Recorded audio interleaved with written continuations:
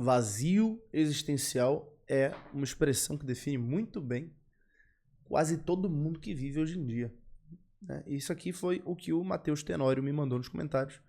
Forte abraço aí, meu xará Matheus. Olha, Matheus, eu sei que adquiri muitas coisas na vida, mas sinto que não me sinto realizado. Eu tenho gosto por aprender, mas quando a chave vira eu pego aquilo.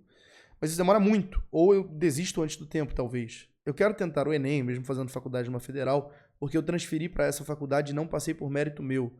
Foi mérito, porém eu saí de uma particular e quero muito passar em ciência da computação na federal. Trabalho com isso, mas eu digo que eu me realizaria, quebraria amarras, o máximo que eu tirei foi 500, bicho, sei lá.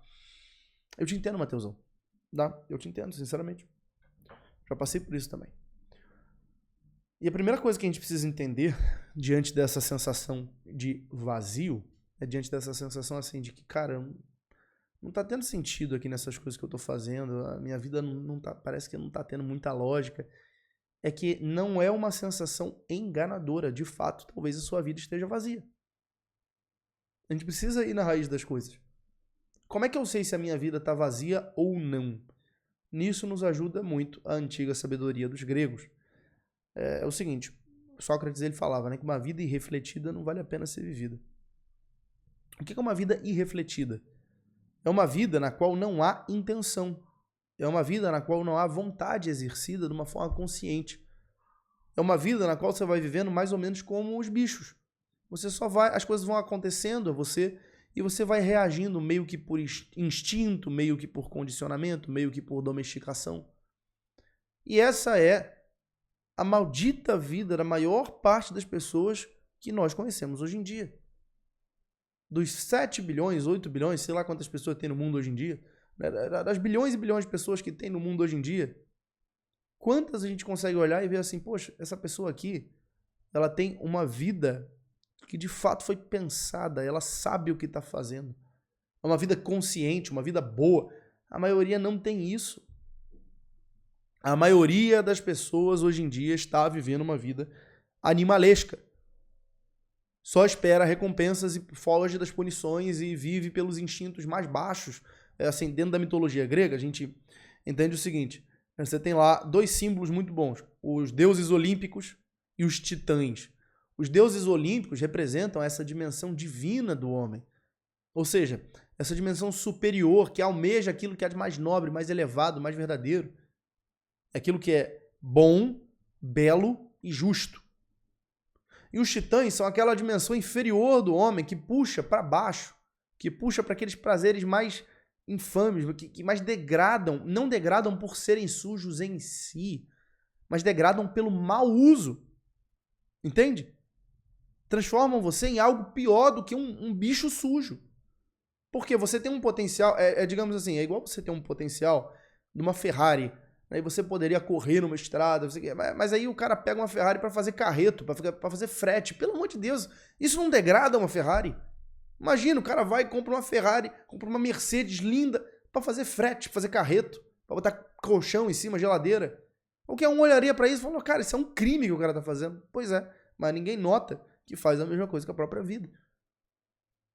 Então a gente precisa jogar luz aqui numa coisa que se chama verdade, se chama realidade. É necessário que eu e você, Mateusão, a gente todo dia faça aquele exame de consciência proposto lá no templo de Delfos, né? No oráculo de Apolo, que é conhece-te a ti mesmo e conhecerás o universo e os deuses.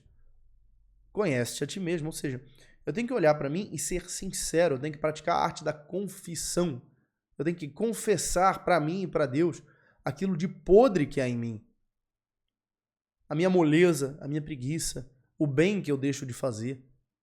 O quanto que eu jogo o meu potencial fora, que eu vejo que eu tenho potencial. Todo mundo nota lá no fundo que tem sim um certo potencial. Mas também nota que esse potencial está indo pro ralo com o quê? Com vícios idiotas. Com pornografia, com joguinho online, com vício em série da Netflix, com um papinho no WhatsApp. O seu tempo vai sendo jogado fora, o tempo que é a substância mesma da sua vida, ele vai sendo jogado fora com todas as distrações, com todo o lixo. E aí sobra o quê? Sobra essa sensação de, mas tudo que eu quero fazer de bom vai demorar muito. Veja, Como é que vai demorar muito, Matheus? Como é que vai demorar muito? O tempo não vai passar de um jeito ou de outro. Não existe a opção de vai demorar ou não vai demorar. O que existe de verdade é o seguinte. Olha, você pode fazer ou você pode não fazer. Se você fizer, você vai estar empenhando o seu tempo, que é a única coisa que você realmente tem, seu tempo. Você vai estar empenhando o seu tempo em algo que vai te dar um retorno para o resto da sua vida. E se você não fizer, você vai estar empenhando o seu tempo num prazerzinho idiota, fugaz, passa rápido, e que amanhã já você vai ver que não fez sentido algum. A maioria das pessoas que eu conheço, e eu também sinto isso muitas vezes, eu olho para alguma coisa e falo, pô, eu tô com preguiça de começar isso aqui, porque vai demorar, porque vai dar trabalho. Mas aí não vejo motivo para achar que vai demorar ou dar trabalho, jogar horas e mais horas fora, às vezes, com coisas idiotas, com besteira. E sempre podemos nos aperfeiçoar. A gente começa a vencer certos vícios mais grosseiros, né? A gente para de ficar o tempo inteiro, por exemplo, vendo redes sociais, para de ficar de papinho no WhatsApp, para de ficar vendo pornografia, para de ficar em joguinho na internet. Só que não se engane, depois disso continua a batalha, porque aí você começa a perder tempo com coisas mais sofisticadas, né?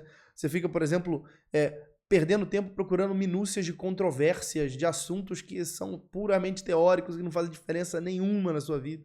Você perde tempo, às vezes, ouvindo uma pessoa que tem nada para acrescentar na sua vida, não por um ato de caridade, né? Não como um ouvido amigo para a pessoa, mas por um sentido de fofoca, de ficar querendo saber da vida dos outros, uma curiosidade vã, e assim vai. Sempre há como melhorar. E o meu convite aqui é o seguinte, você quer superar esse vazio, essa falta de sentido? Cara, começa a guerra mental. Comece a guerra mental. Batalhe de verdade pelo controle da sua mente. Como é que é esse controle da sua mente? É o seguinte, de um lado, você tem essas forças titânicas que te arrastam para baixo. Isso está dentro de você. Essas tendências oriundas do pecado original que vão fazendo, que se chama na teologia clássica de concupiscência, vão fazendo com que você, pouco a pouco, vá se reduzindo, vá se degradando. Você vai se tornando muito menos daquilo que você de fato pode ser. Do outro, você tem aquelas forças que te puxam para cima, né? Aqueles princípios divinos mesmo, que querem, uma vontade que você tem de se divinizar, de fazer o que é bom, o que é belo, o que é justo.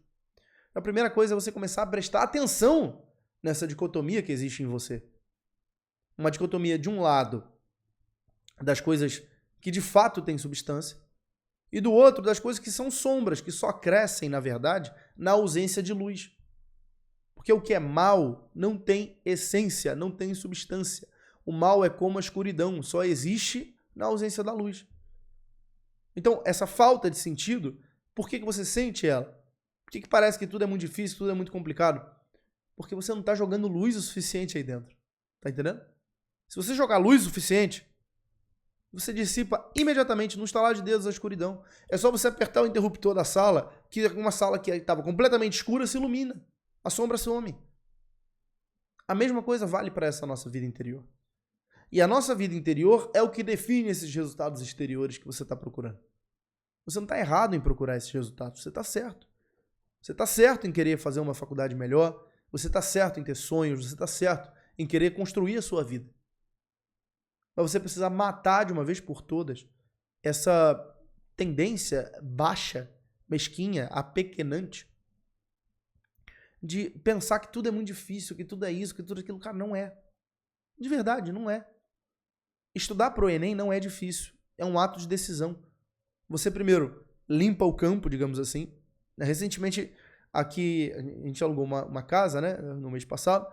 Estamos aqui nessa casa, graças a Deus, uma casa maior, uma casa grande. Tem um quintal ali atrás. E quando a gente chegou, o mato estava alto, estava grande. Aí o meu cunhado veio aqui para me ajudar, que eu tô absolutamente sem tempo, né? Gravando aula pra caramba, fazendo coisa pra caramba. Meu cunhado cortou o mato aqui pra mim. E você olha a diferença, né? Duas fotos, assim, uma com o mato grande e a outra sem o mato, com a grama baixa. E você percebe a diferença que faz num quintal. A grama tá bem cortada. A mesma coisa vale pra nossa mente. Muitas vezes você olha e fala, não dá pra fazer nada aqui. Por quê? Porque, cara, a grama tá muito alta. tá cheio de lixo, tá cheio de erva daninha na sua mente. Tem que cortar, tem que passar a roçadeira, tá entendendo? Se você não cortar, primeiro, essa grama, que são essas más tendências, são esses comportamentos viciosos. É todo esse lixo que vai consumindo você. E não se engane, né? Não entre depois numa síndrome do perfeito, né? O cara começa a sair dos vícios mais grosseiros, aí ele começa a achar que ele já é, pô, santo, sábio e bonito, né? Não é assim, cara, não. A gente vai ter que lutar até o último instante da nossa vida. A gente só para de lutar 30 minutos depois da morte. Então, assim, enquanto você não entender que a grama vai continuar crescendo e você tem que ir cortando ela, e se você não cortar, o que vai acontecer é que vai virar um mato tão selvagem, tão grande, que vai ficar muito difícil de cortar em determinado momento. Então corte logo. Vai cortando aos poucos. Se você não consegue cortar tudo, vai cortando aos poucos. Vai criando certos espaços ali para que esse quintal, digamos assim, ele seja novamente aproveitável. Você possa, de fato, ter um quintal, você possa fazer alguma coisa no espaço da sua mente. Esse é o trabalho, um trabalho negativo de muitos cortes, de muitas coisas que você vai ter que abrir mão. Você vai parar de jogar o seu tempo fora com lixo. É um trabalho positivo de construção. Uma vez que a sua mente está mais ou menos limpa em certos espaços, você começa a construir coisas nesse espaço para que o mato não volte. Porque senão o mato vai continuar. E ele vai voltar de um jeito ou de outro, você vai ter que cortar ainda assim. Mas se você deixar aquele espaço absolutamente vazio e não utilizá-lo, aí que a coisa fica pior. Como diz o velho ditado, mente vazia, oficina do diabo. Então, o que a gente faz? A gente mantém a nossa mente de fato ocupada, não com os princípios titânicos, né? Não com as coisas baixas. A gente mantém a nossa mente ocupada com aquilo que é mais elevado, aquilo que é bom, belo e justo, como a velha fórmula grega. Então a gente procura o que é o melhor, o que é bom para a minha vida nesse momento. O que é belo para a minha vida nesse momento. O que é justo para a minha vida nesse momento. Você começa a construir sua vida em cima desses 3 pilares.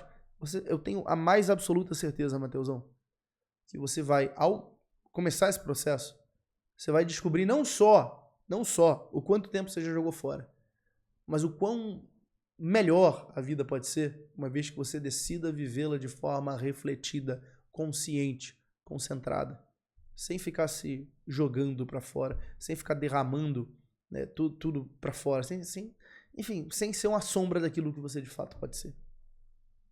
E lembro a você, Mateus, e a todos, a comunidade One, o novo eu, está de portas abertas, temos vagas abertas, o link está aqui embaixo na descrição. Dê uma olhadinha, junte-se à comunidade, já temos já 50 pessoas lá, o pessoal tá todo mundo interagindo, trazendo, né, dificuldades, perguntando sobre exercícios respiratórios, indicação de livro, música, o pessoal já tá falando sobre o que tá fazendo, tá legal pra caramba. E a gente já começa, hoje já tem a primeira missão semanal liberada na área de membros, então se você entrar hoje, você já pega a primeira missão semanal para começar esse processo de construção do novo eu. Forte abraço, fica com Deus, até o próximo vídeo.